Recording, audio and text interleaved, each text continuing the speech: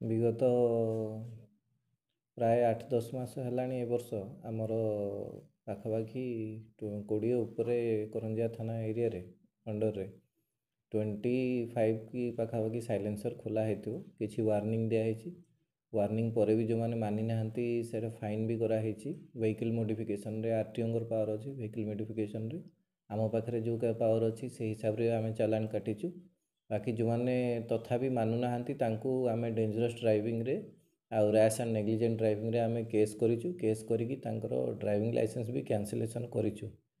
आगामी दिन में समस्त को गोटे वार्ता जे आमर स्पीड ड्राइविंग रैश ड्राइविंग रे बहुत गुड़ा एक्सीडेंट होची पाखापाखि 2-3 मास भितर बहुत गुड़ा एक्सीडेंट है।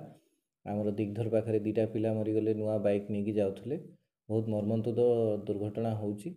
बापा माँ मैंने फैमिली बहुत अपेक्षा कर समस्त को आपण मैंने एमती गाड़ी चलातुनि एमती गाड़ी चलेले आपण विरुद्ध रे दृढ़ कार्यानुष्ठान हम आउ निजको आपे बंचिले बापर ना कहती से समस्ते सुरक्षित रहीकि गाड़ी आराम रे चलैकी समस्त ट्रैफिक पुलिस नियम कटकणा मानिकी गाड़ी चलातु।